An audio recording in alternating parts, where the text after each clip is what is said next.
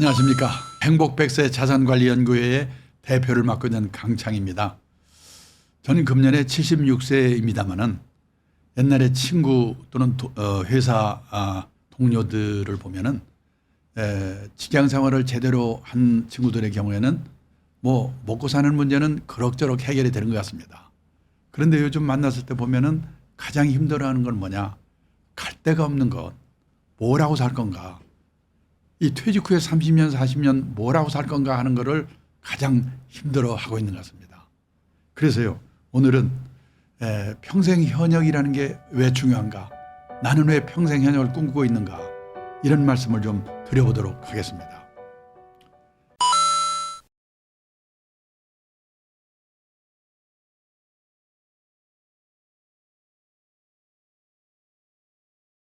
재작년에 취업 컨설팅 업체 잡코리아라는 데서 발표한 자료를 보니까 우리나라 40세 이상 직장인이 체감하는 평균 퇴직 연령이 51.8세랍니다.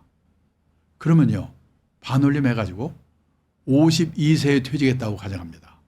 그리고 83세까지만 산다고 가정하자. 왜 83세인가? 지금 우리나라 남녀 합해서 평균 수명이 83.6세입니다. 그런데 우리나라는 평균 수명에서 지금 내 나이 뺀 만큼 앞으로 더 살겠지, 이렇게 계산하시면 안 되지요. 각각 자기 나이별로 기대 여우명만큼 살거든요. 그러니까 일단 환갑까지만 살아나면 100살까지다, 이렇게 보시는 게 좋아요. 자, 그래도요, 평균 수명 83세까지만 산다고 가정해도 52세에서 83세까지 31년입니다. 이 31년만 해도 이게 어느 정도 길인가? 하루가 24시간입니다. 현역 시절에는 무지개 바쁘지요. 일해야지, 술 먹어야지, 연애도 해야지. 하루가 100시간이면 좋겠어요. 그런데요, 퇴직을 하고 나면 이놈의 시간이 안 갑니다. 잠자는 시간, 밥 먹는 시간, 화장실 가는 시간 다 빼도 최소한 하루에 11시간 남거든요. 곱하기 365일, 1년이지요. 그다음에 곱하기 31년. 이게 바로 12만 4,465시간입니다. 그러면 12만 4,465시간이면 이게 어느 정도 길인가? 지금 우리나라 직장인들이 1년에 회사 나와서 근무하는 시간 연평균 1,915시간입니다. 12만 4,465시간을 1,915시간으로 나누면요, 약 65년이 돼요. 느낌상으로는 퇴직하고 31년만 해도 현역 시절에 65년에 해당한다. 100살까지를 생각하면 말할 것도 없습니다. 우리는 초등학교 다닐 때 하도 많이 들은 말 있죠. 인생은 짧고 예술은 길다. 아닙니다. 앞으로는 인생도 무지하게 길고 예술도 길다. 그리고 대책을 세워야 된다는 거예요. 그래서요, 선진국에서는 노후에 대비하는 방법이 두 종류로 갈라진다는 겁니다. 열심히 살았는데 유감스럽게 노후 생활비가 모자라는 사람, 그런 사람 어떻게 살 건가? 제 생각에 우리나라는 유감스럽게도 모자라는 사람이 대부분 70, 80%라고 생각합니다. 인생에서요, 재산이 제일 많을 때가 50대래요. 우리나라 50대 가구의 가구당 평균 총자산을 보니까 6억 4,200. 근데 빚이 있습니다. 부채 차입금 평균 1억 800. 빼면요, 5억 3,400. 이게 순자산 자기자본입니다. 언뜻 생각하면 50대 후반에 재산이 5억 3,400 정도 있으면요, 그럭저럭 먹고 살 수가 아닌가, 이렇게 생각하시겠죠? 근데 문제는 5억 3,400 중에서 지금 살고 있는 집값이 4억 9,500이에요. 얼마 남아요? 3,900 남잖아요. 이걸로 30년, 40년을 어떻게 삽니까? 그러니까 3,900만 원 갖고 주식 사서 튀겨 먹겠다, 빵으로 만들거나. 아니면 집을 팔아 살아야 돼요. 근데 이 집값이 언젠가도 말씀드렸지만 이웃나라 일본과 같은 집값 하락 현상이 장기적으로 나타나면 도움이 될까? 걱정이 되는 거예요. 그러면요, 선진국 같으면 재산은 없더라도 최소 생활비 정도는 연금을 받아 생활한다고 그랬죠? 우리는 그러시는 분이 학교 선생님, 공무원, 군인, 그리고 일부 준비한 사람 빼면 없거든요. 보통 사람은 있는 게 국민연금 하나 정도인데 저도 놀랐는데요. 우리나라 65세 이상 고령자 중에서 국민연금을 나이 들어서 노령연금을 몇십만 원에도 받는 사람이 49%, 절반밖에 안 돼요. 더 문제는 월 수령액이 60만 원 미만이 77%. 그리고 100만 원 이상 많은 사람은요 9%밖에 안 돼요. 퇴직연금, 개인연금 이 가입자 수로 나눠보면요 뭐 4천만 원, 5천만 원 정도 평균. 1, 2년 지나면 다 없어져요. 결국 남는 건 달랑 집 한 채입니다. 근데 그 집이 노후에 도움이 될까? 언젠가 말씀드렸죠. 집값 하락해 떨어지는 거, 빈집이 늘어나는 거 도움이 안 돼요. 근데 신문에 텔레비에서는 노후가 편하려면 10억이냐 7억이냐. 저는요 신문기자 만날 때마다 제발 좀 그런 것 좀 쓰지 마라. 우리나라 대부분이 그렇게 안 되는데 그런 기사를 보면 도움이 됩니까? 복통 터지고 초조하지요. 그래서 지금 우리나라에 온갖 사기 사건이 횡합니다. 부동산 기획 사기 책방에 가보면 재테크 광풍입니다. 2배를 튀기는 법, 3배를 튀기는 법. 아니 책 한 권 읽고 2배를 튀길 수 있으면 그 인생이 얼마나 간단하겠습니까? 그런 방법 없죠. 오직 하면요 일본의 신문기자, 일본경제신문에 서울에 와서요 특파원으로 4년 동안 근무하고 한 일본의 신문기자가 있는데 이 친구가 임기 마치고 지네 나라 돌아가면서 저보고 뭐라고 하냐면 한국에 와서 4년 동안 근무하면서 보니까 한국 사람들은 돈을 버는 방법, 그 사람을 자산 관리해서 입구 관리라고 표현했어요. 입구 관리에 대해서는 쌍부룩했습니다. 그런데 나이가 60이 돼서 번 돈이 모자란다? 그러면 그 사람은 부자 될 확률이 별로 없죠. 그럼 어떻게 되냐? 맞춰 사는 방법을 배워야 되죠. 또 운 좋게 부자가 됐다? 그러면 아름답게 사는 방법. 그 사람을 자산 관리해서 출구 관리라고 표현했어요. 한국 사람들은 입구 관리에 대해서는 무지결심인데 출구 관리에 대해서는 집에서 가르치냐, 학교에서 가르치냐, 사회에서 가르치냐. 공부가 너무나 안 됐다. 이 친구가 이러고 가는 거예요. 제 기분이 얼마나 나쁘겠습니까? 그런데요, 실제로 일본 가도 미국 가도 열심히 살았는데 유감스럽게 노후 생활비가 모자란 사람 거기도 많습니다. 그럼 어떡하냐? 할 수 없지. 나는 생활비가 모자라는데 체면불구하고 쪽팔리는 거 감수하고 허드렛 일이라도 해가지고 한 푼이라도 벌 방법이 없을까? 이 일을 찾지요. 일본의 유명 주간지가 발표한 자료를 보니까요. 일본 퇴직자들이 일하는 사례의 1번이 뭐냐면 아파트 관리인이래요. 일본에서도 아파트 관리인 이거 하려고요. 경쟁률이 50대 1, 50대 1. 가사 대행 서비스. 가사 도우미거든요. 제 친구는 사장인데 그 딸이 대학 나오는데요. 40대 후반인데 애 둘을 키우느라고 회사를 퇴직했어요. 내 애만 키운 게 아니라 틈틈이 시간을 내가지고 간호사 자격을 받을 수 있는 전문학교를 다녔어요. 대학 나온 애가 간호사 자격을 따로 받은 거예요. 근데 지금 일본에는 방문 개호라고 그래가지고요. 개호는 우리말로 말하면 간병, 돌봄 이런 뜻이거든요. 경제력 있는 노인들이 혼자 아니면 둘이 사는 집에 가가지고 주사도 놔주고 건강 체크해주고 간단한 집안일도 도와주고 그러는 일의 수요가 폭발적으로 늘고 있어요. 그거에서 돈 벌고 있어요. 사장 딸이고 대학 나왔는데. 중요한 거는 이런 일을 하면서도 쪽팔려 하지 않고 이런 일을 하는 사람을 우습게 보지 않고. 근데 그동안에 우리나라는요. 일도 없지만은 하고 싶어도 체면 이 남의 눈 때문에 어려웠거든요. 그런데 요 몇 년 전부터 우리나라도요. 무섭게 바뀌고 있어요. 제가 얼마 전에 택시를 타고 가는데 기사분이 60이 좀 넘은 분인데요.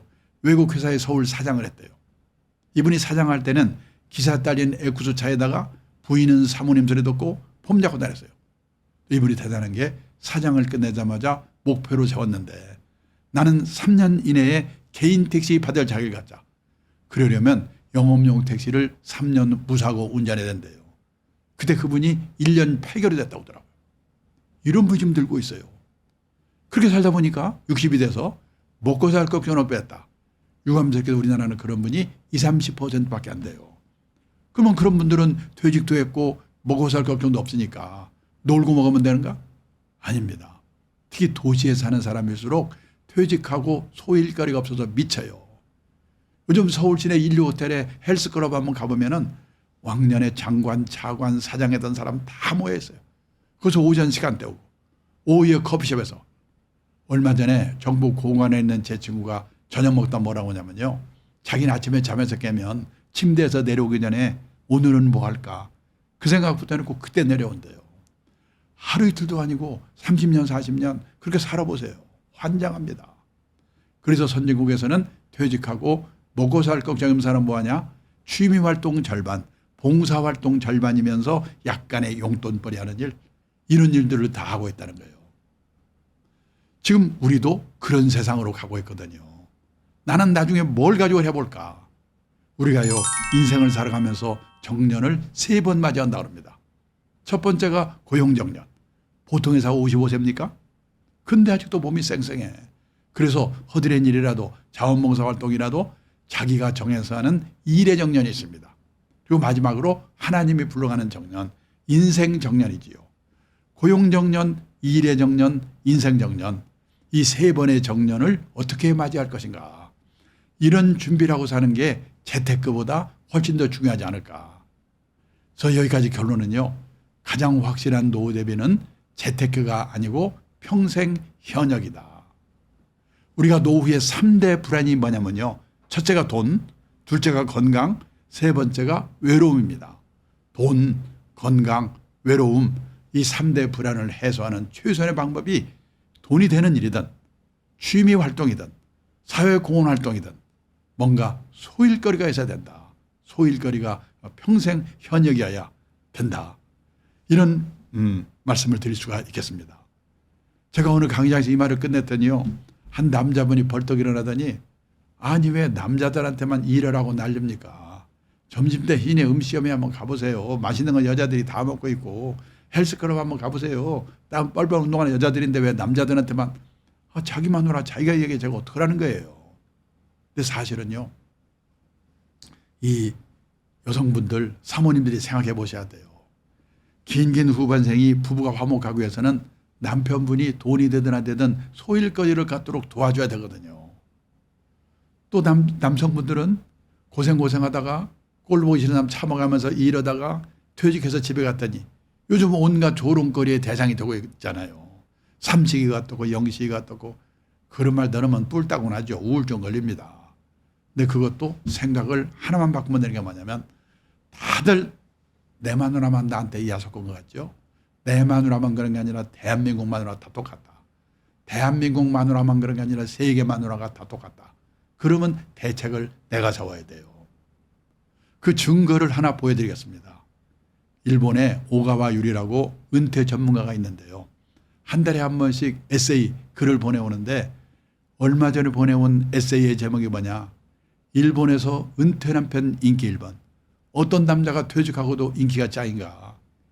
요리 잘하는 남편, 건강한 남편, 싹싹한 남편, 집안일 잘 도와주는 남편, 그 안에 답이 없어요.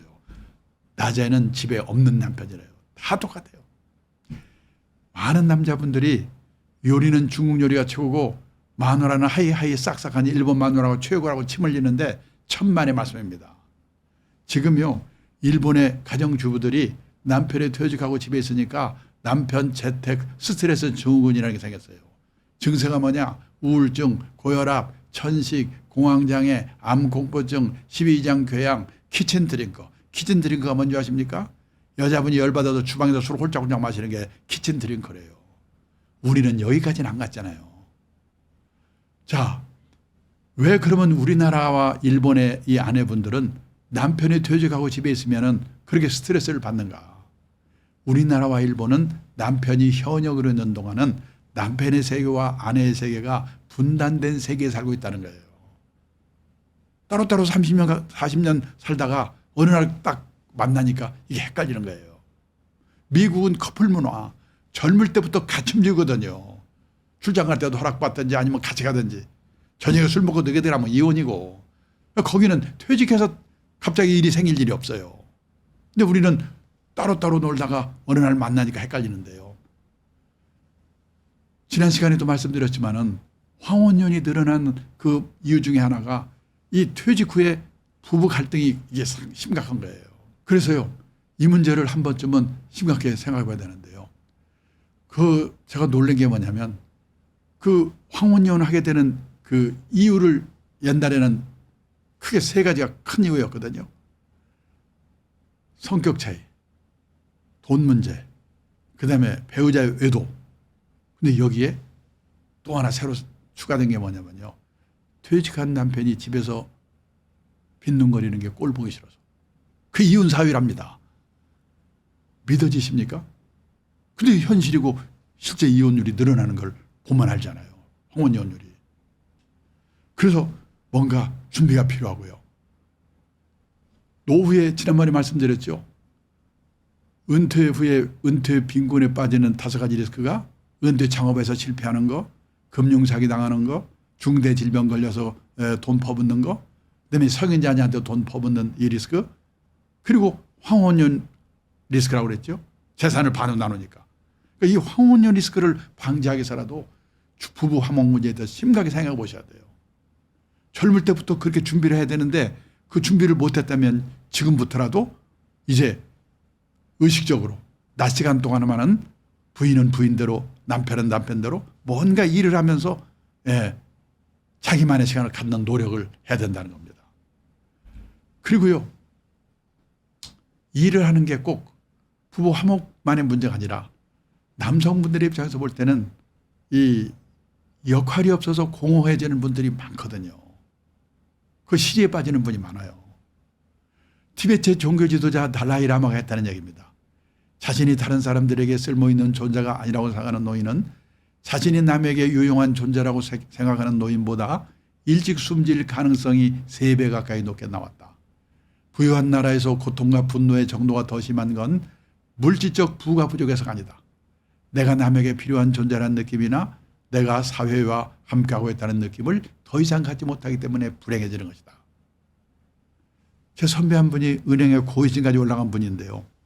퇴직하더니 뭐라고 하냐면 자기는 퇴직하고 나니까 쓸모없는 인간이 된 것 같아서 서글프대요. 근데 쓸모 있는 인간을 누가 만들어주는 게 아니거든요. 자기가 만들어야지. 근데요, 왕년에 높은 자리에 있던 사람, 끝발이 있던 사람일수록 이게 잘 안 돼요. 한번 생각할 필요가 있는 겁니다. 제가 얼마 전에 공무원 연금공단에서 퇴직한 공무원분들을 대상으로 퇴직 수기를 공모했는데요. 우연히 심사위원을 하게 됐어요. 심사하면서 깜짝 놀랐어요. 저는 공무원들은 60까지 보장되지 연금도 300만 원 이상 다 받는 데지 아무 걱정 없는 줄 알았거든요. 아니에요. 제가 읽은 수기에 90% 정도가 나와보니까 절벽이더래요. 105분의 수기를 읽었는데 90%가 나와보니까 절벽이더래요. 한 번만 제가 소개를 하면요. 통계지역 공무원에서 지방사무소 소장까지 한 분이에요. 고급 공무원이죠.